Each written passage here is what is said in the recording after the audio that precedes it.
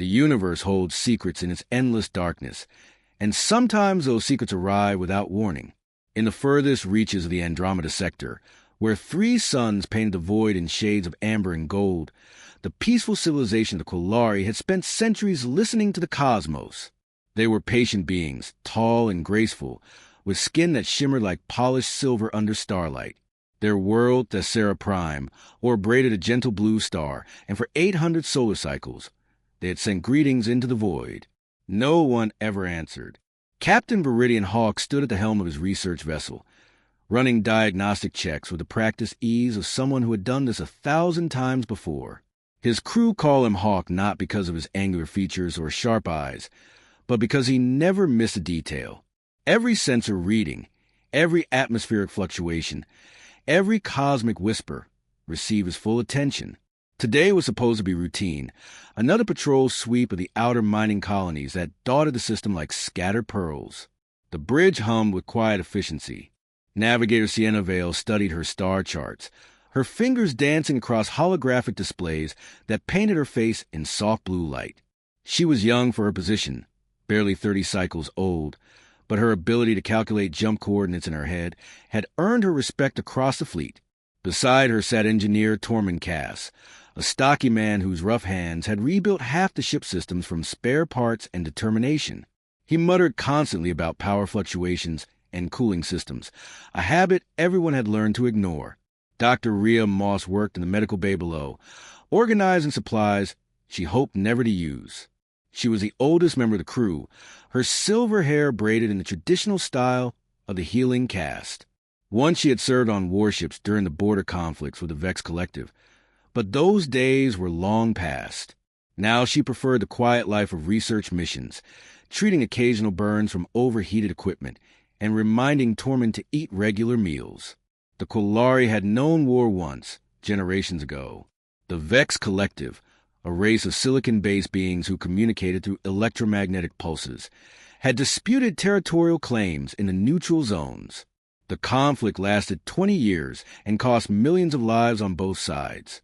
When peace finally came, both civilizations had sworn to never again let misunderstanding lead to bloodshed. They established protocols, communication standards, and mutual respect agreements that became the foundation for all future contact scenarios. That morning began like any other. Viridian checked supply reports from Mining Station Theta, a small outpost on the third moon of Thessera 4. The miners there had complained about equipment failures, probably due to the heavy mineral deposits interfering with their power grids. Nothing unusual. Sienna plotted a course that would take them past 2 other stations before heading back to the homeworld. Tormund grumbled about the aging jump drive that needed replacement parts they could not afford. Then the sensors screamed. Every display on the bridge flashed red simultaneously. Alarms wailed to the corridors, sending crew members scrambling to their stations. Viridian's fingers flew across his console, silencing the alarms so he could think. The readings made no sense. Something massive had just entered the edge of their solar system, moving at speeds that violated every known law of physics. Sienna pulled up the tactical display, her face pale. "Captain, I am reading an object approximately 2 kilometers in length. Velocity is 0.7 light speed and decreasing rapidly. That is impossible. No known vessel can maintain structural integrity at those speeds." "Show me," Viridian commanded. The main view screen shifted from the peaceful star field to a magnified image of something that should not exist. The vessel looked like it had been forged in the heart of a dying star and hammered into shape by forces beyond comprehension. Its hull was dark, almost black, with streaks of crimson running along its flanks like veins of molten metal. Jagged edges jutted from its surface at irregular intervals, and massive engines glowed with an angry red light that pulsed like a heartbeat. But it was clearly dying. Debris trailed behind the ship like a comet's tail. Entire sections of the hull had been torn away, exposing internal structures that sparked and flared in the vacuum of space. Atmosphere vented from multiple breaches, creating frozen clouds that caught the distant sunlight. The ship lurched and spun, its engines firing in random bursts as if the pilot struggled to maintain any control at all. Tormund leaned forward, his eyes wide. "That is a warship. Look at those weapon arrays." Those are military-grade plasma cannons, probably Mark 7 or higher. And those shield generators. Even damaged, I can see they were designed to withstand incredible punishment. Who are they? Viridian whispered. Where did they come from? Sienna worked her console frantically. I am scanning all known ship configurations. Nothing matches. The design principles are completely foreign. They use chemical propulsion in conjunction with what appears to be a gravity manipulation drive. That technology is theoretical, even in our most advanced research facilities. Hail them, Viridian ordered. All frequencies. Standard first contact protocols. Sir, we have never needed first contact protocols. Sienna reminded him gently. We're the only ones out here. Not anymore, Viridian replied. They sent the standard greeting mathematical sequences that any intelligent species should recognize. Prime numbers, basic physics equations. Star charts showing their location in the galaxy. They transmitted on every frequency from radio waves to quantum entanglement streams. They waited for a response that did not come. The alien ship continued its death spiral toward the inner system. Viridian made a decision that would change everything. Set an intercept course. Maximum speed. Captain, are you certain? Sienna asked. We don't know if they are hostile. Look at that ship, Viridian said quietly. Whatever battle they fled from, they lost. Right now they are not a threat. They are survivors who need help, and we are going to give it to them, just as we would hope someone would help us. The research vessel turned gracefully on its axis and accelerated toward the unknown. Behind them, Thessera Prime continued its peaceful rotation, unaware that the isolation of centuries was about to end. In the medical bay, Dr. Rhea prepared her equipment with steady hands, though her hearts beat faster than they had in decades. In engineering, Tormund began calculating what systems they could safely shut down to extend their shield range, just in case. And on the bridge, Viridian watched the alien ship grow larger on his screen, wondering what force in the universe could damage a vessel so heavily armed. He would find out soon enough. The distance between curiosity and danger is measured not in kilometers, but in heartbeats. Viridian felt each one hammering against his ribs as they closed the gap with the mysterious vessel. Up close, the damage was even more catastrophic than the sensors had indicated. Entire sections had been melted by weapons that generated heat beyond anything in Quillari arsenals. Whatever this ship had fought, it possessed technology that made their own defenses look primitive. Sienna's voice cut through the tension on the bridge. Captain, I am detecting life signs. Faint, scattered throughout the ship, but definitely there. The readings are strange, though. Their biological signatures do not match any species in our database. Carbon-based oxygen breathers, but their cellular structure is denser than ours. They generate significantly more heat. How many? Viridian asked, leaning forward in his command chair. Difficult to determine precisely. The hull damage is interfering with the scanners. I estimate between 15 and 30 individuals. Many of the life signs are weak, possibly injured. Tormund pulled up a structural analysis on his display, shaking his head slowly. That ship took hits from directed energy weapons, kinetic projectiles, and what looks like some kind of corrosive agent. See these patterns here. The metal has been eaten away at the molecular level. Whatever attacked them used multiple weapon systems simultaneously. This was not a skirmish. This was an execution attempt. But they survived, Dr. Rhea said quietly. She had come up from the medical bay, her emergency kit slung over one shoulder. That tells us something important about these beings. They do not surrender easily. The alien ship suddenly lurched, its engines flaring bright red before sputtering out completely. It began tumbling slowly, caught in the gravitational pull of Thessera 4. Viridian did the math in his head. At its current trajectory, the vessel would impact the mining moon in less than 3 hours. The collision would not only destroy the ship and everyone aboard, it would also obliterate Mining Station Theta and its 200 workers. We need to act now, he said. Sienna, can we establish a tractor beam? Our beam was designed to move asteroids and equipment, not something that massive, she replied. But I can try to slow its descent, maybe alter its course enough to avoid the mining station. Do it. Tormund, Divert all non-essential power to the tractor beam array, and keep trying to establish communication. They must know we are trying to help." The research vessel maneuvered into position above the tumbling warship. Energy crackled between the two vessels as the tractor beam engaged, creating a shimmering field of blue light. The alien ship groaned, metal shrieking as forces pulled against its damaged structure. For a terrifying moment, Viridian thought the beam might tear the vessel apart completely. "It is working," Sienna called out. "We are slowing the descent." "But, Captain, our power reserves are dropping fast. We can maintain this for maybe 20 minutes before we risk permanent damage to our own systems."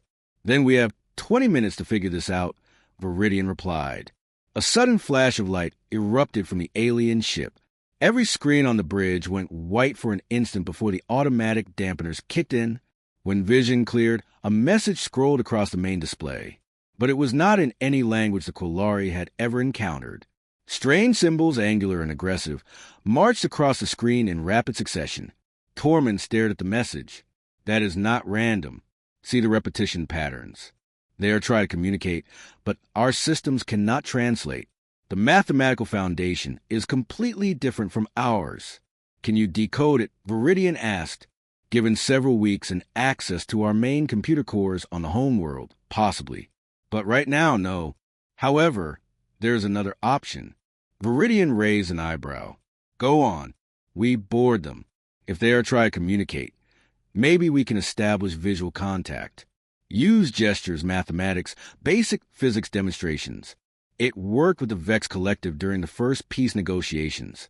"That is dangerous," Dr. Rhea interjected. "We have no idea what their atmosphere requirements are, what pathogens they might carry, or how they will react to seeing us. For all we know, we might terrify them. Or they might kill us on sight," Sienna added quietly. "That is a warship, Doctor. Those beings are trained for combat, not diplomacy." Viridian stood, his decision made. "I will go. Alone. If something goes wrong, you can pull back and warn the homeworld. Sienna, you have command until I return." "Absolutely not," Dr. Rhea said firmly. "If you are going, I am going with you.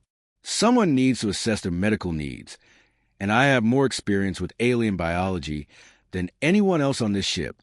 The Vex taught me that life finds similar patterns even in vastly different forms." The silence on the bridge stretched for several seconds. Finally, Viridian nodded. "Very well, but we take every precaution. Full environmental suits, short-range communication only. And at the first sign of hostility, we retreat immediately." 30 minutes later, Viridian and Dr. Rhea floated to the void between the two ships.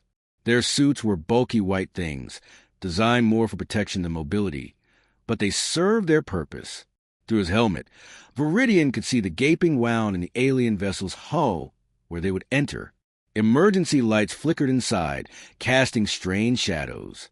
Dr. Rhea's voice crackled over the suit communication system. "Atmospheric readings show breathable air, though with higher nitrogen content than we prefer. Temperature is elevated, approximately 30 degrees Celsius.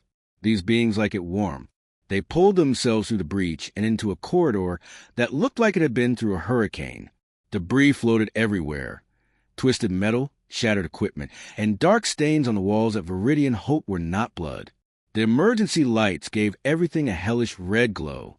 A sound echoed through the corridor. Footsteps, heavy and deliberate. Both Quillari froze. Around the corner came a figure that made Viridian's breath catch in his throat. The being stood upright on two legs, shorter than Quillari but far more muscular. It wore a torn uniform that might have once been gray, but was now stained with soot and something dark. Its face was round, with two forward-facing eyes that locked onto them immediately. Hair, actual biological filaments, covered its head in a dark mass. The being raised one hand slowly. In its grip was a weapon, a small angular device that Viridian recognized instinctively as a projectile launcher. But the being did not aim it at them. Instead, it pointed the weapon downward and released it, letting it float away. The gesture was clear. "I am unarmed. I mean no harm." Dr. Rhea moved forward slowly, her movements careful and deliberate. She raised both hands, palms outward, in what she hoped was a universal gesture of peace. The being mimicked her action, then pointed to itself and made a sound. Caden. It repeated the sound several times, each time pointing to its chest. A name, Viridian realized. It is giving us its name. He floated forward, copying the gesture. Viridian, he said, pointing to himself. Then he gestured to his companion. Rhea. The being, Caden, made a sound that might have been acknowledgement. Then it gestured frantically down the corridor, its movements becoming urgent. It pointed to its wrist where a device showed symbols that were clearly counting down. Its meaning was unmistakable. Time was running out. Caden led them through the damaged corridors at a pace that had both Quillari struggling to keep up. They passed other members of the crew, some conscious and helping wounded companions, others floating unconscious in the zero gravity. Each time, Caden would pause long enough to ensure they were breathing before moving on. Finally, they reached what appeared to be the command center. Inside, a dozen of the aliens worked frantically at damaged consoles. One larger individual, with streaks of gray in its hair and scars across its face, looked up as they entered. It barked something in its harsh language, and Caden responded quickly, gesturing to the Quillari visitors. The scarred individual studied them for a long moment, then moved to a still-functioning display. It pulled up an image that made everything suddenly terrifyingly clear. The display showed a star chart, but from a perspective Quillari had never seen. It showed their sector of space, but also something else, a massive fleet of ships, hundreds of them, moving in a coordinated pattern that could only mean one thing: invasion.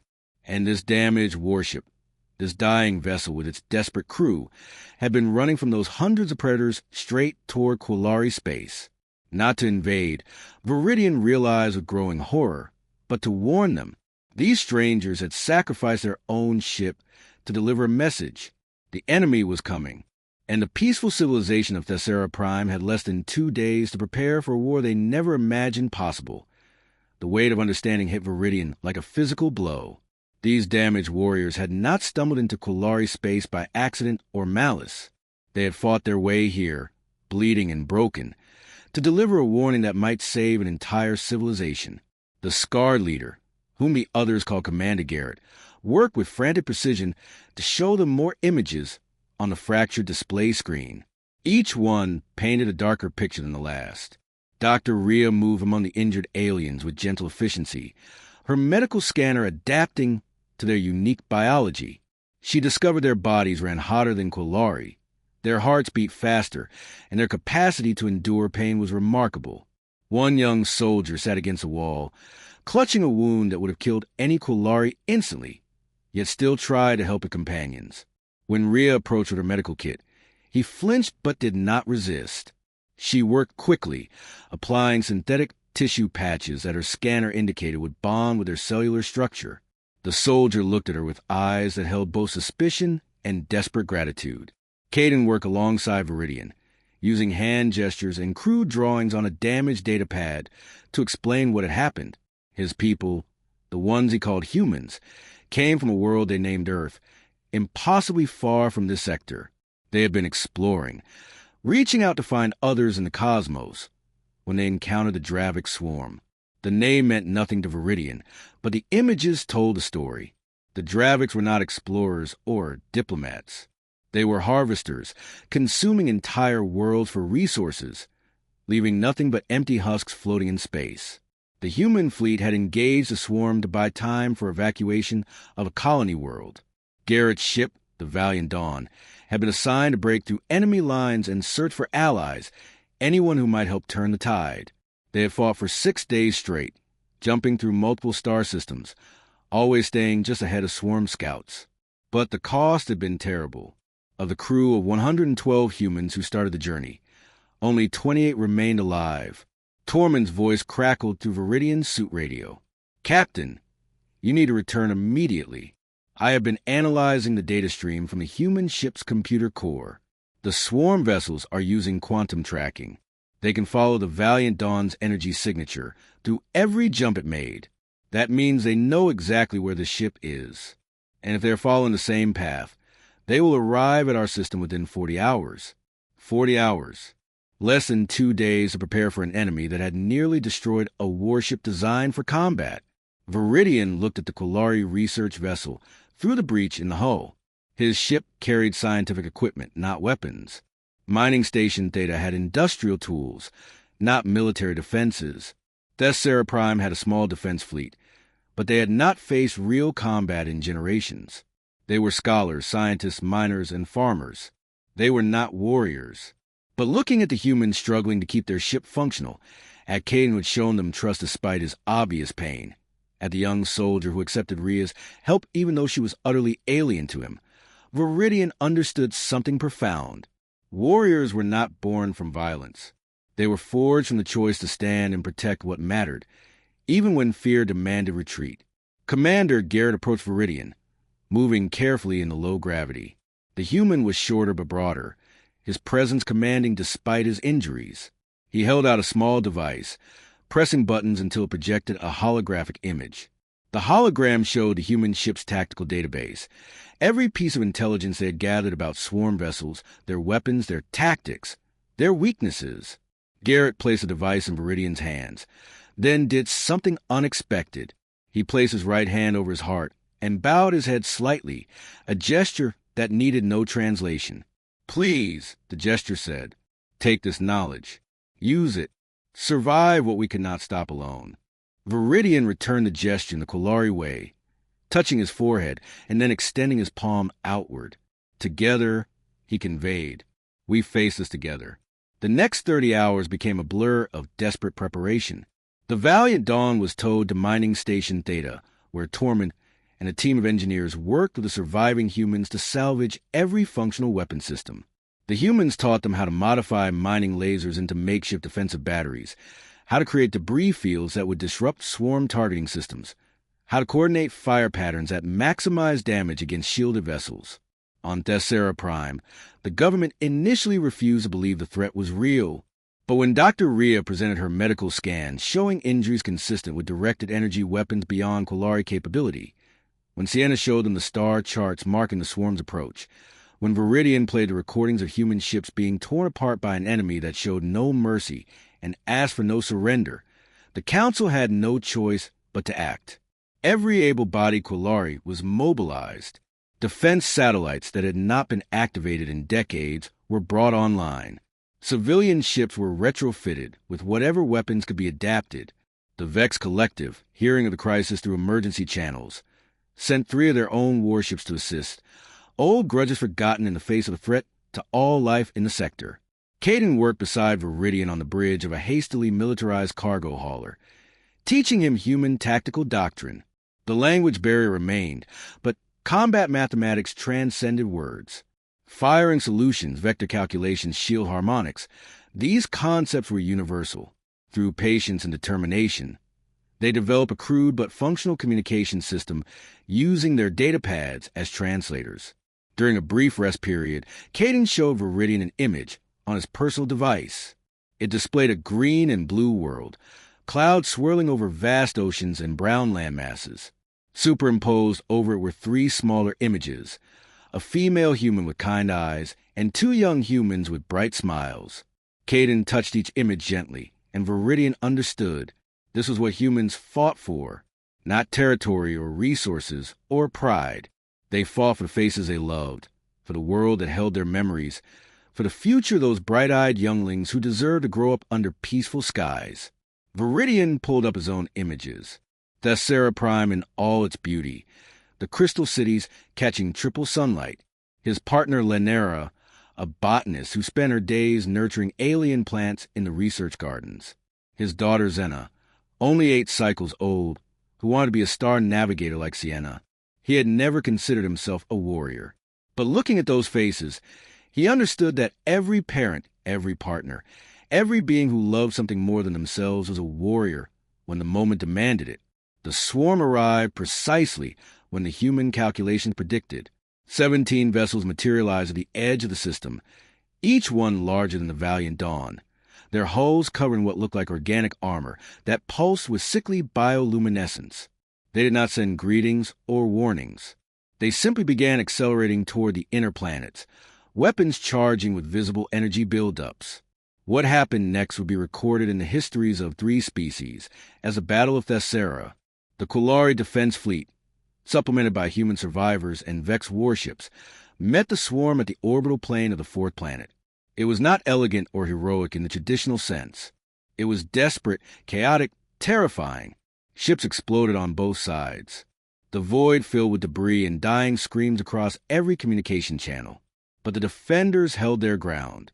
When swarm boarding pods tried to attach to mining station Theta, human soldiers who could barely stand fought alongside Qullari miners wielding industrial cutting tools.